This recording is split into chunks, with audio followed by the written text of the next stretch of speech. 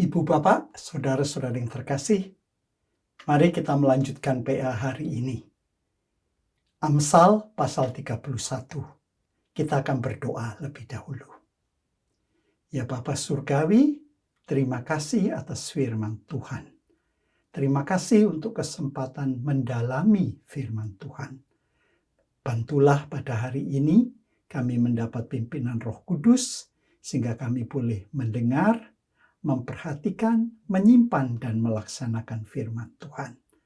Pimpinlah hamba-Mu yang terbatas ini, dan biarlah urapan Roh Kudus menyertai. Di dalam Yesus Kristus Tuhan kami berdoa. Amin. Ibu Bapak, saudara-saudara yang terkasih, hari ini kita melanjutkan Amsal pasal 31. Nah, Amsal pasal 31 bagian pertama telah kita bahas, yaitu ayat 1 sampai dengan 9. Saat ini kita akan melanjutkan dengan pasal 31 ayat ke-10 sampai dengan 20. Nah, judulnya adalah Nyanyian untuk Istri yang Unggul. Ini bagian yang pertama. Nanti ayat 21 sampai dengan 31 dibahas pada PA minggu depan, hari Jumat. Nah, Ibu Bapak Saudara-saudara yang terkasih, sebelum kita membaca, saya memberikan pengamatan lebih dahulu. Yang menarik, puisi ini disusun secara akrostik, yaitu mengikuti abjad Ibrani. Ini seperti Mazmur 119. Jadi setiap baris dari ayat 10 sampai dengan 31 dimulai dengan abjad pertama Ibrani, yaitu Alef. Di ayat 10. Nanti di ayat 31 berakhir dengan huruf terakhir, yaitu huruf Taf. Nah, kita sulit untuk dapat mempertahankan bentuk seperti ini di dalam terjemahan bahasa apapun. Karena memang tidak wajar atau tidak umum kita memiliki puisi di mana ABCD-nya itu sesuai dengan urutan. Nah, sekarang saya bacakan dari terjemahan baru edisi kedua. Amsal 31 ayat 10 sampai dengan 20. Pujian untuk istri yang cakap. Istri yang cakap, siapa yang dapat menemukannya? Ia jauh lebih berharga daripada permata. Hati suaminya percaya kepadanya. Suaminya tidak akan kekurangan keuntungan. Ia berbuat baik kepada suaminya dan tidak berbuat jahat sepanjang umurnya. Ia mencari bulu domba dan rami dan senang bekerja dengan tangannya. Ia seperti kapal saudagar, dari jauh ia mendatangkan makanannya. Ia bangun ketika masih gelap, lalu menyediakan makanan untuk seisi rumahnya, dan membagi-bagikan tugas kepada pelayan-pelayannya perempuan. Ia membeli ladang sesudah mempertimbangkannya, dan dari hasil tangannya ia membuka kebun anggur. Ia mengikat pinggangnya dengan kekuatan. Ia menguatkan lengannya. Ia tahu bahwa usahanya menguntungkan. Pada malam hari, pelitanya tidak padam. Tangannya ditaruhnya pada jentera, jari-jarinya memegang pemintal. Ia memberikan tangannya kepada yang tertindas, mengulurkan tangannya kepada yang miskin. Berbahagialah orang yang mendengar firman Allah, menyimpan dan melaksanakannya. Nah, ibu, bapak, saudara-saudari yang terkasih. Kalau kita ingat, minggu yang lalu di dalam ayat 3 ada kata kekuatannya, yaitu kekuatan raja. Ya, ini dari kata khayil, heleka. Sekarang di ayat 10, kita mendapatkan kata yang sama, yaitu Eshet Khayil, istri yang kuat. Jadi kata khayil ini menghubungkan antara bagian pertama, ayat 1 sampai dengan 9, dan ayat 10 seterusnya. Nah, kalau kita membandingkan, diterjemahkan bagaimana khayil ini. Dalam terjemahan lama, siapakah yang boleh mendapat seorang istri yang berbudi? Dengan kata lain, diterjemahkan dengan berbudi. Maka adalah harganya amat lebih besar daripada harga menikam. Di dalam terjemahan baru edisi pertama, istri yang cakap, jadi di sini diterjemahkan dengan cakap. Siapakah akan mendapatkannya? Ia lebih berharga daripada permata. Nah, di dalam edisi kedua, TB2, istri yang cakap, siapa yang dapat menemukannya? Dengan kata lain, kalau terjemahan lama berbudi, terjemahan baru 1 dan 2 adalah cakap. Ia jauh lebih berharga daripada permata. Nah, sekarang bagaimana kalau kita bandingkan dengan Alkitab dalam bahasa Indonesia masa kini? Dalam BIMKA juga menggunakan cakap. Istri yang cakap sukar ditemukan. Ia lebih berharga daripada intan berlian. Jadi kalau TB dalam bentuk pertanyaan, kalimat tanya tak bertanya, di dalam BIMKA dalam bentuk pernyataan. Nah, di dalam bahasa Melayu dari Malaysia ada 2 versi. Yang pertama, istri yang cekap susah ditemukan. Dia telah lebih berharga daripada permata. Istri yang cekat, siapa dapat menemukannya? Dia jauh lebih berharga daripada permata. Jadi ada cekat, ada cekap. Nah, di dalam bahasa Inggris, RSV, Revised Standard Version, menerjemahkan a good wife, istri yang baik.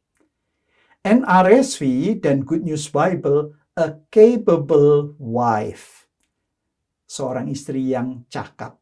CEV menggunakan a truly good wife. NIV dan NET, a wife of noble character. Nah, Faith Life Study Bible menerjemahkan sebagai a woman of excellence, artinya wanita yang unggul. Nah, New Jerusalem Bible NJB, the perfect housewife, istri yang sempurna. Scott dan Toy menerjemahkan the ideal housewife, istri yang ideal. Nah, UBS Handbook mengatakan ini adalah the ABC of the perfect wife. Jadi ABC-nya ya, istri yang sempurna. Nah, sekarang kita melihat ayat 10. Seorang wanita yang unggul itu apa artinya? Berarti lebih pandai, lebih cakap, lebih kuat, lebih baik, bahkan terbaik, luar biasa, atau ideal, atau sempurna. Nah, ungkapan Ibraninya, Eshet Khayil, juga digunakan untuk menggambarkan tentang Rut. Rut di dalam kitab Rut pasal 3 ayat 11. Yang cocok dengan banyak karakteristik dari seorang istri yang dijelaskan di dalam bagian ini. Rut seorang pekerja yang keras, mengambil inisiatif, bahkan dia dipuji di pintu gerbang. Rut pasal 4 ayat 11. Nah, kata khayil dalam bahasa Ibrani juga bisa menunjukkan kekuatan fisik, Kekuatan seperti dalam Amsal 31 ayat 3 tadi, kekuatan raja, atau kekayaan, misalnya di Kejadian 34 ayat 29, atau keberanian, yaitu di dalam 1 Samuel pasal 16 ayat 18. Nah, kita sekarang melihat seorang istri yang unggul itu dijabarkan di dalam ayat 13, mencari wol dan rami. Istri yang baik memiliki keterampilan dengan berbagai bahan yang digunakan untuk membuat linen, membuat kain. Ini akan menjadi keterampilan yang sangat dihargai di Timur Dekat kuno. Nah, rami adalah tanaman yang di Timur Tengah digunakan setelah dikeringkan, misalnya dalam Yosua 2 ayat 6, akan dipintal menjadi kain linen.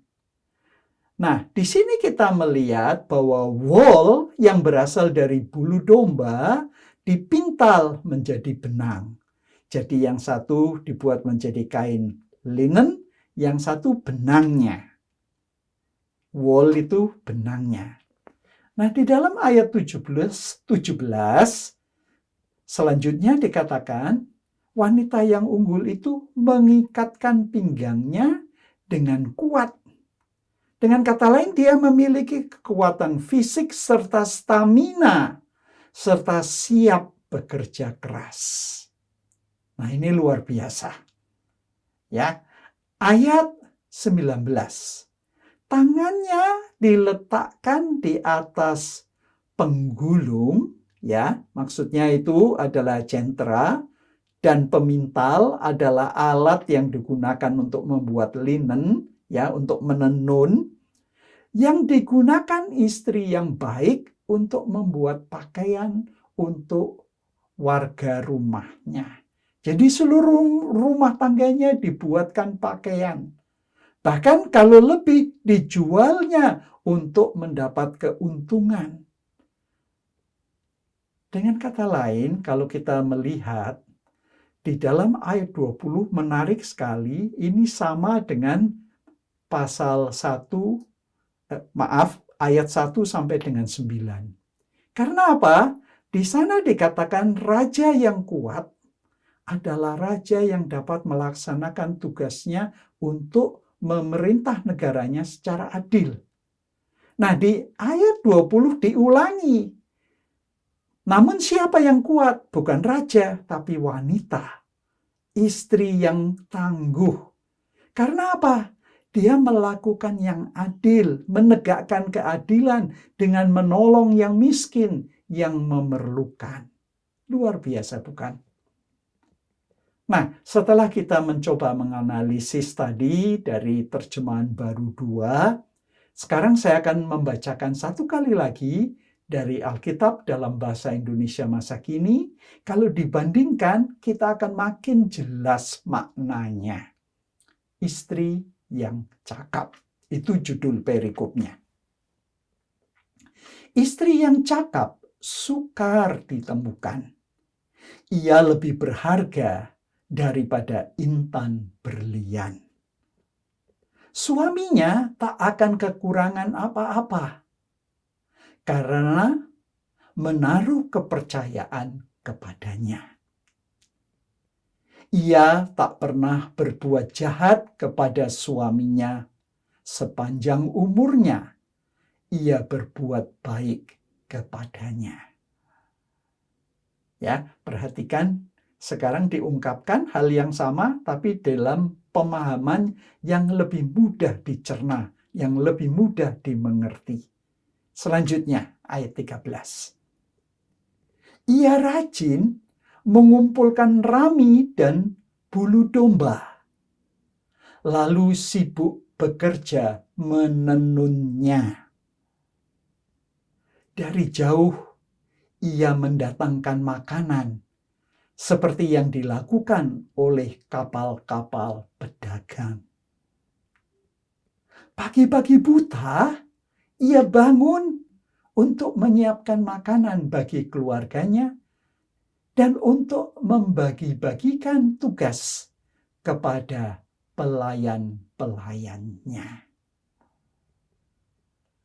Jadi sekarang kita makin melihat betapa wanita yang unggul ini, istri yang unggul ini sangat giat, ya, sangat rajin dan mengatur, mengelola begitu baik. Ayat 16. Ia mencari sebidang tanah, lalu membelinya. Ia mengusahakan sebuah kebun anggur dari pendapatannya. Ia menyiapkan dirinya untuk bekerja sekuat tenaga. Ia tahu bahwa segala sesuatu yang dibuatnya menguntungkan. Ia bekerja sampai jauh malam. Nah, sekarang ayat 19 dan 20. Benang dipintalnya dan kain ditenunnya. Ia tidak kikir kepada yang berkekurangan. Ia baik hati kepada yang memerlukan pertolongan.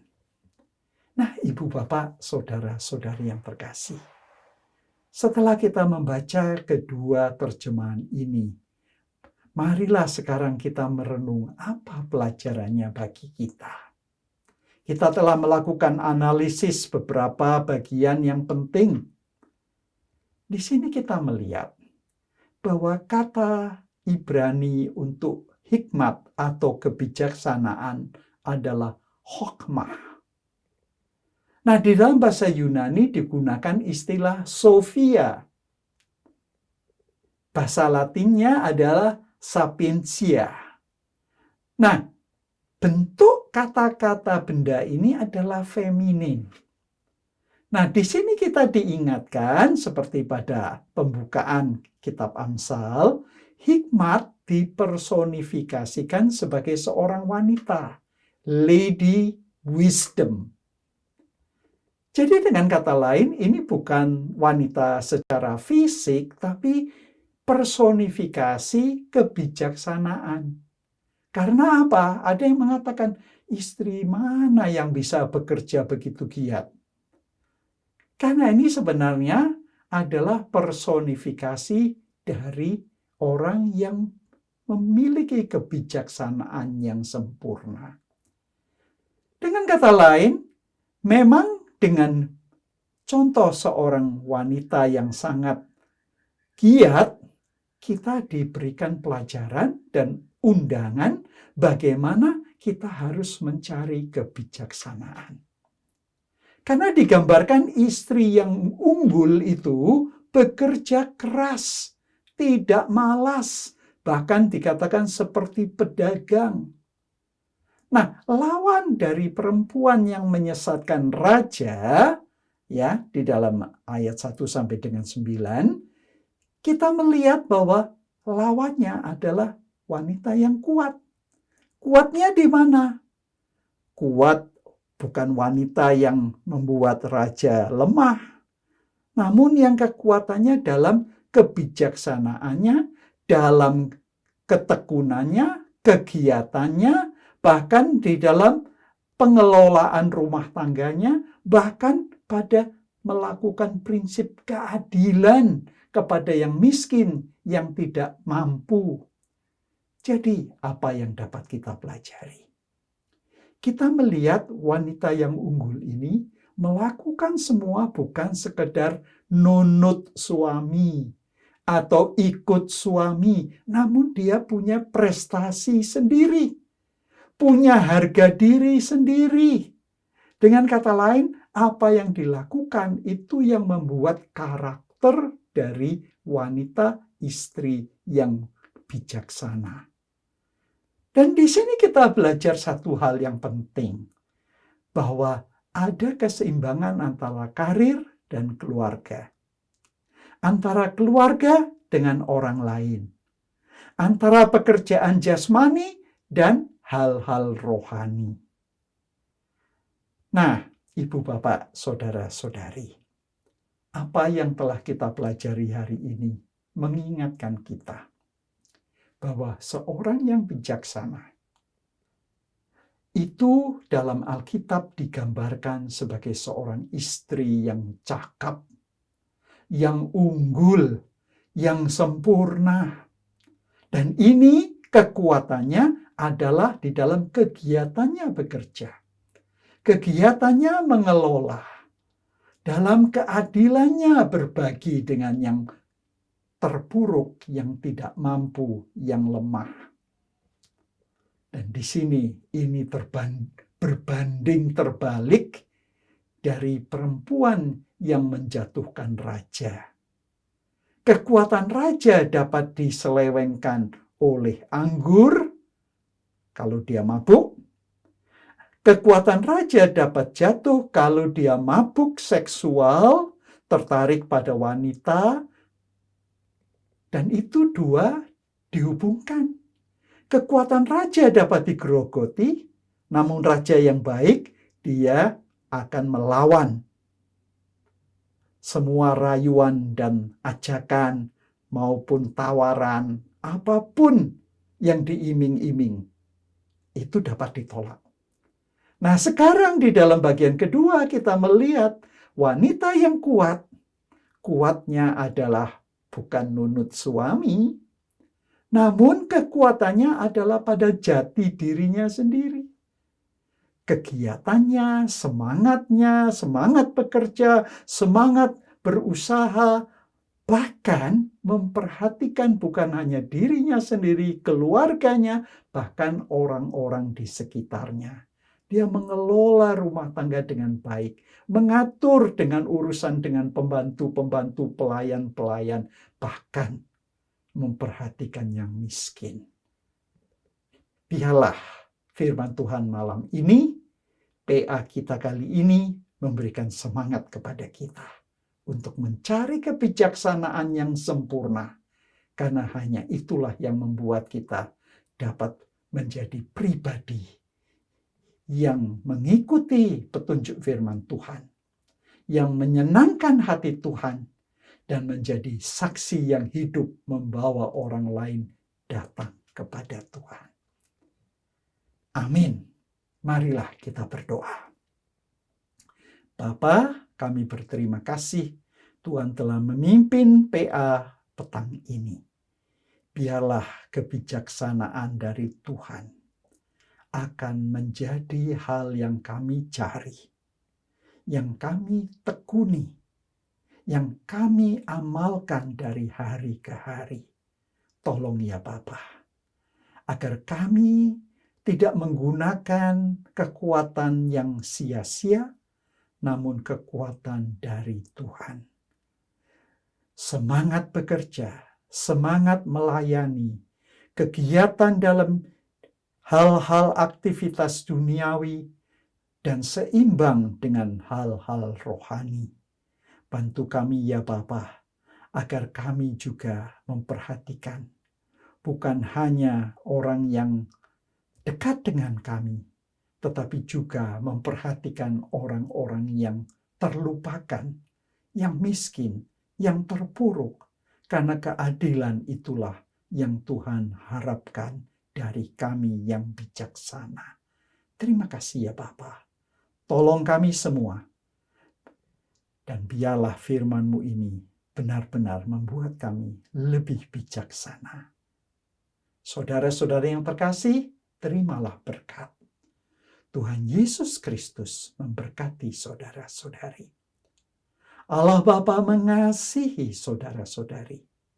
Dan Roh Kudus menyertai saudara-saudari mulai petang ini terus selama-lamanya. Amin.